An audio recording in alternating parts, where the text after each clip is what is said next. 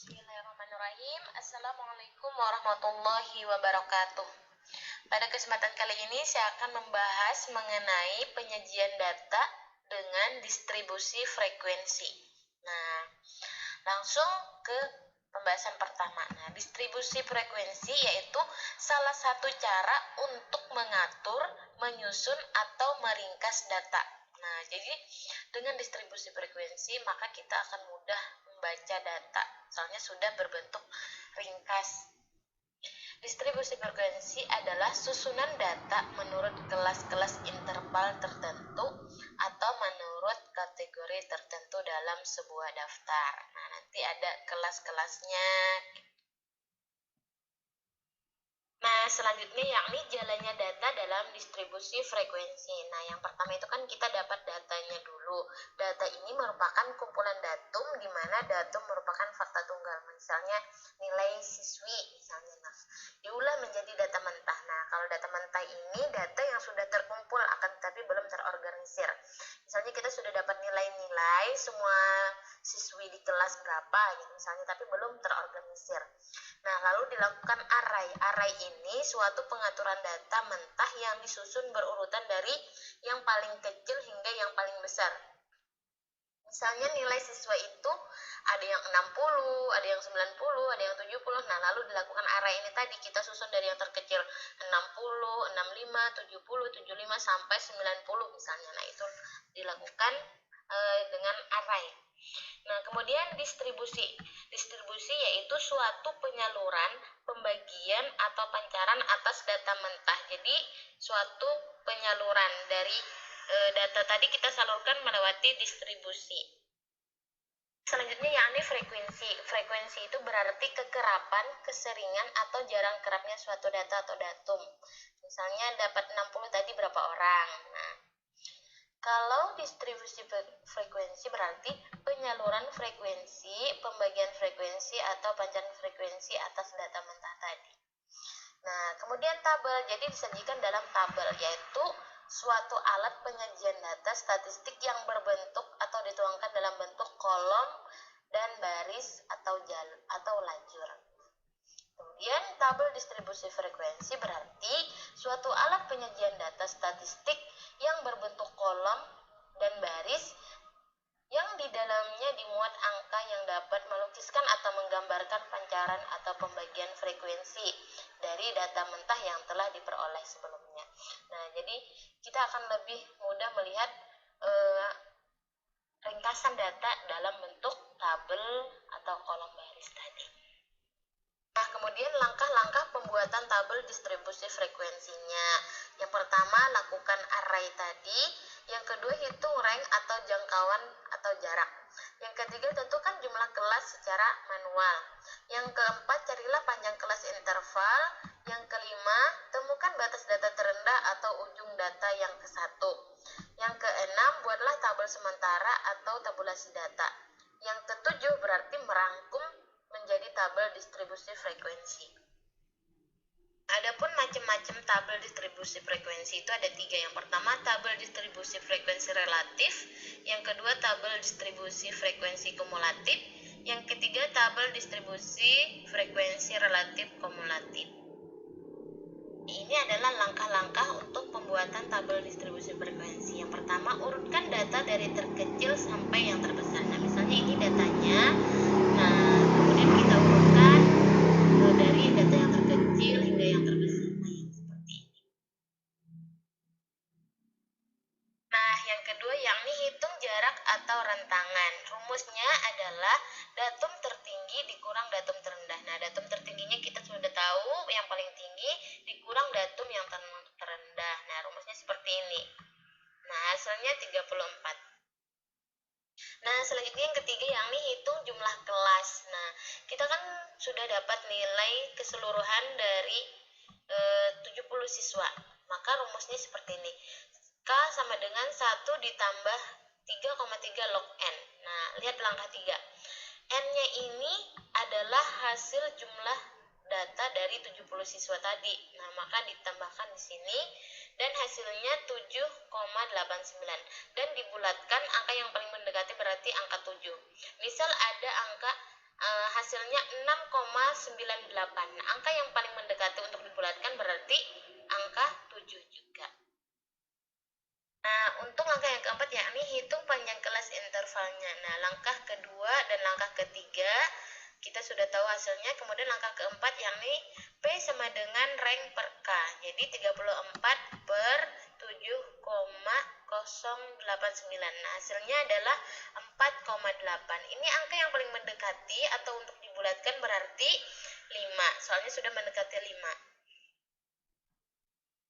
Nah, untuk langkah yang kelima yakni tentukan batas data terendah atau ujung data pertama. Dari langkah ketiga dan keempat kita sudah tahu hasilnya. Langkah ketiga angka 7 ini menentukan kelasnya. Berarti kelasnya ada 7, 1, 2, 3, 4, 5, 6, 7. Dari langkah keempat kita tahu intervalnya ada 5. Nah, 60 ini adalah nilai terendah dari siswi.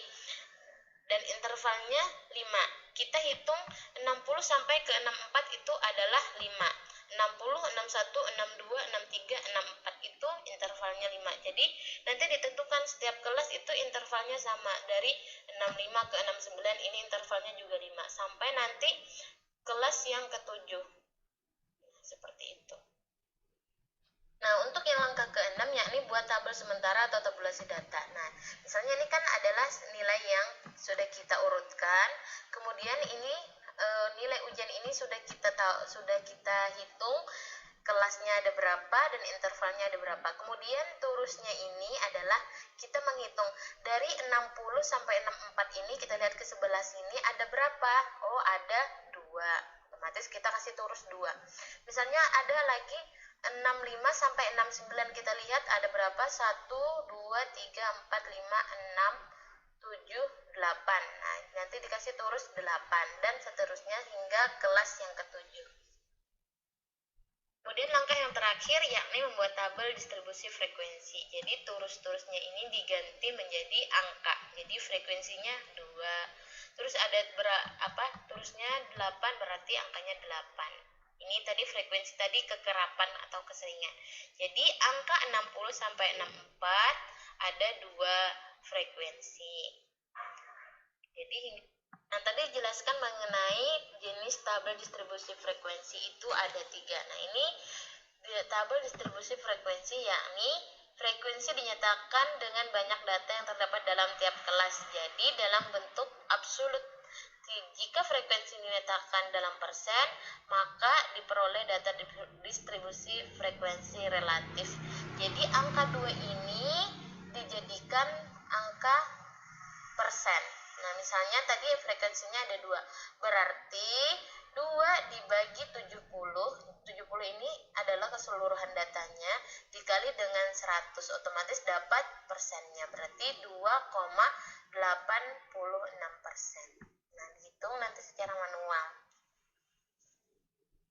Nah, selanjutnya yang kedua yakni distribusi frekuensi yang berisikan frekuensi kumulatif atau frekuensi yang dijumlahkan. Nah, frekuensi kumulatif ini terdiri dari 2 kategori, ada yang kurang dari dan ada yang lebih dari. Nah, kalau kurang dari otomatis dilihat dari nilai yang paling rendah. Nilai yang paling rendah adalah 60. Berarti kurang dari 60 apakah ada? Nah, seperti itu. Kalau kurang dari atau sama dengan 64 berapa jumlahnya? Oh, ada 2 misalnya. Nah, atau kurang dari atau sama dengan 69 berarti berapa dijumlahkan? Kan frekuensinya yang kelas 65 sampai kelas 69 itu kan ada 8 otomatis. Nah, dijumlah 2 ditambah 8 otomatis 10. Ini nanti dijumlahkan sampai yang kurang dari atau sama dengan 94. Nah, kalau ini kurang dari otomatis nanti yang sebelahnya adalah lebih dari, kebalikan dari kurang darinya. Nah, perhatikan juga tandanya. Ini kalau kurang dari otomatis kita lihat dari kurang dari nilai yang terkecil paling rendah. Kalau lebih dari otomatis lebih dari atau sama dengan dari nilai yang paling rendah hingga nilai yang lebih dari nilai yang tertinggi. Nah, ini lihat ada 8 8 urutan dari 7 kelas. Nah, selanjutnya data tersebut dimasukkan ke diagram batang. Nah, misalnya nilai 60 sampai 64 frekuensinya ada 2. Nah, lihat di sini 60 sampai 64 frekuensinya ada 2. Ini cara mudahnya itu, ini masukkan ke Excel, nanti di blok semua, nanti di insert ada pilihan diagram yang ingin seperti apa. Nah, kalau tampilan yang kedua, ini diagram lingkaran. Kalau tadi diagram batang. Ini dilihat dari presentasinya. Frekuensi ini frekuensi relatifnya. Seperti itu. Sama lewat Excel juga. Nah, mungkin itu saja terkait penyajian data dengan distribusi frekuensi. Saya ucapkan terima kasih banyak atas segala perhatiannya. Mohon maaf atas segala kekurangan dan kekhilafannya. Saya akhiri. Wassalamualaikum warahmatullahi wabarakatuh.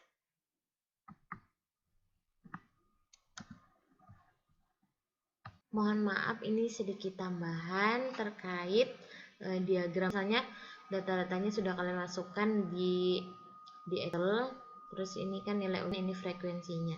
Nah, ini nanti di blok insert, terus nanti pilih ingin diagram yang misalnya diagram batang. Nah, nanti keluar seperti ini. Kalau misalnya diagram lingkaran,